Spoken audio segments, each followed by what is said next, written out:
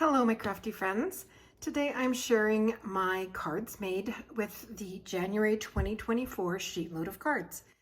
It's a sketch and cutting guide that is the brainchild of Alicia at Call Me Crafty Al, and she provides it free to subscribers of her YouTube channel. I typically do the sheet loads every month. I love them. I love kind of working assembly style. And it's a great way for me to get a group of birthday cards ready to donate to my mom's old nursing home. Every month I donate 25 birthday cards. So the sheet loads come in very handy for that. There's a lot of them that I've made multiple times. This one I really enjoyed also, and I can see me doing it again. And it uses 3 12 by 12 inch pattern papers. So that's awesome. And the yield is 9 cards. So of course I did do birthday cards with mine. This month is a special, sheet load. She's got her information and information on following her, etc., and all of that will be on your sheet when you download them. And to do that, you would go to her YouTube channel, and I will actually have it linked in either the description box below or on my blog, which will be linked in that description box below.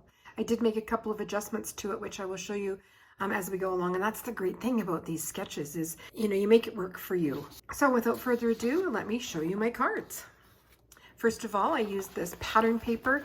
It is the Love Notes from Doodlebug. I can't remember how long I've had it, a couple of years anyhow, and I still have a lot of the sheets left over, as well as, let me grab them here, the ephemera, which is the odds and ends, and you can see I don't have very much left, and this little circle in here is actually a stitched circle. It looks like that came from the Lawn Fawn Magic Iris or Shutter card, and because it matched the papers, I just tucked it in with the ephemera.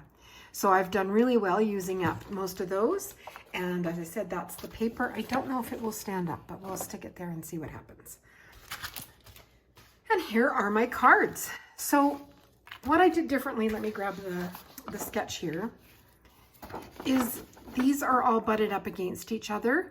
And I actually moved mine apart, so I have a white border in between them, and underneath this banner, I have that as well.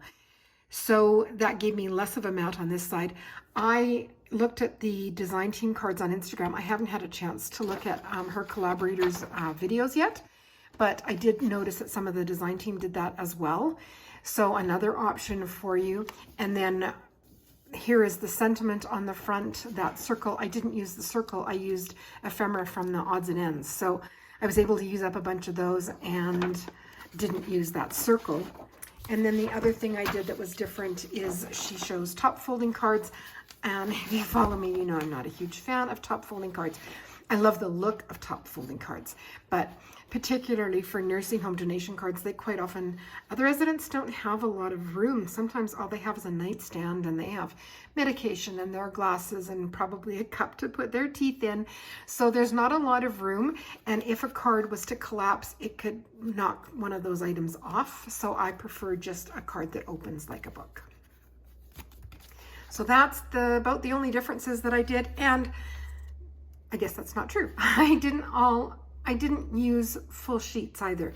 I might have used one full sheet because I've had the package for so long. There were a bunch of partial sheets in there, so I used those with the measurements of the cutting guide, but just to make it work. And then this red dot paper, it's not from that package.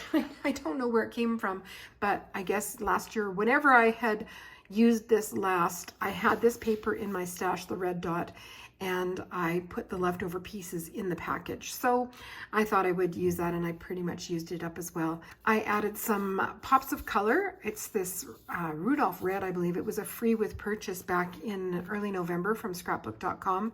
And then they all have sentiments on them, and I've shown these before. I use these Sizzix envelopes that I've had for years, and I just put sentiments in them. So this is the Simple Strips birthday, which is a stamp, and you can also get the coordinating die from Tailored Expressions.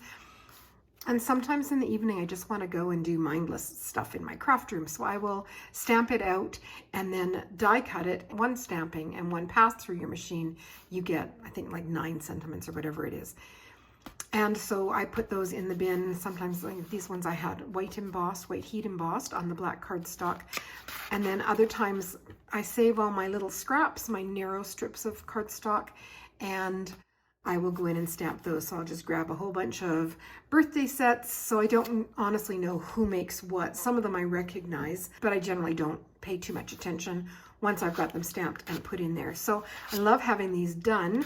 When I make my cards, then I can just go through and pull out what I think will work best for those cards. So that's where those came from.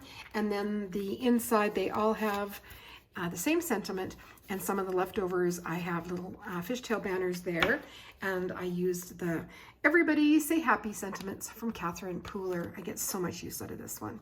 In fact, these glitter ones I used on my great niece's second birthday cards because they're such little cuties, and glitter will be in their lives for a long time. So this is a fun one. I really like this set. So that's what I used on the cards. So here's these three. So this one with the typewriter, I just used a black pen to write the happy birthday. I'm able to use lots of foam tape because they're hand delivered to the residents. This one didn't get any of the red pops of color because it just didn't go, but I love that little cloud that was included in the package. So those three, and then here's these three. So the two big flower clusters I was able to use, you can see the pops of color here. I use them like enamel dots. And what I like about them is that they can't be peeled off. I don't use enamel dots per se on the nursing home cards just because sometimes they can pick them and I don't want them to think they're candy and, you know, create a problem. So, but the pops of color work really good because they're like stuck right on there. Some of the cards I did use that strip across the center. Let me go back to the sketch here. There is a cardstock strip that you cut here and it goes across the center. And for that, I did use the striped paper. So it was also included in the Love Notes package.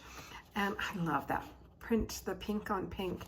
But when I have a striped paper, and I've shown this before, some of you may know what I'm going to say next, but I cut them down into strips.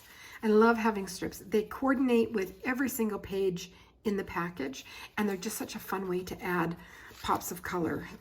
Even inside the cards is a border along the bottom.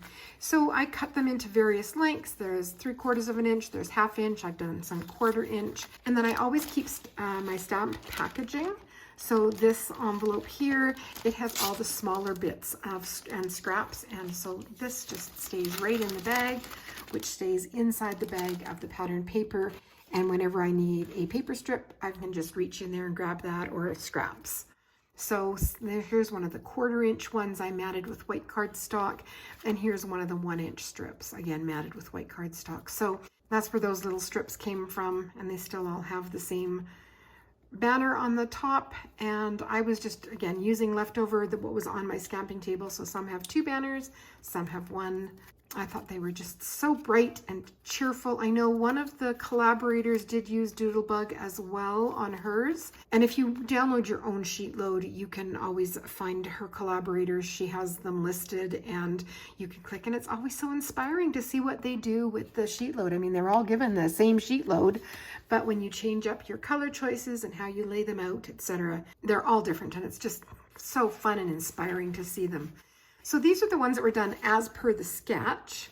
And then I had cut the backgrounds for these 3, but I didn't have enough of the paper to do the 4 squares. I guess they're not squares, to do the 4 pieces. But I did have 3 pieces left over from each of the colors.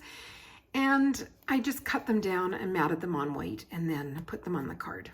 So they're not following the Sheetload, but I think they worked really well to use up some more of the ephemera and things. Once again, I want to work this year on using up some of my pattern paper because I have so much. And I think for the last 3 years I've said that, and I try not to buy much. I mean, I definitely don't buy as much as I used to buy, but then, you know, a couple of years ago I did break down and buy this Love Notes, and I've loved it. But by year 3, I'm getting tired of it, and you get a lot of cards on a 12 by 12 package. So I do love the bright and cheerful colors. There are my 9 cards. They are similar enough that I wouldn't put all 9 in 1 month's donation box. I have lunch bags kind of lined up in a trolley, and when I finish cards, I'll put these in one bag, these in the next bag, and these in the third bag. And I just keep adding to the bags until I've got my 25 for that month, and then I take them out, add the envelopes, and then package that bag up for donating. I don't want them to be too similar because they get excited about the cards, and if they're sharing them, I don't want someone to get this one and someone to get this one and think, oh, we got the same card. And they probably wouldn't do that. It's all in my head, but hey. So that's my sheet load. I didn't actually do a sheet load in December. I had a look at it and it wasn't my thing. Personal preference. I don't know what it is about the sketch that didn't appeal to me, but I didn't even print it off. However, today is January 3rd when I'm filming this, and I've already done this January sheet load.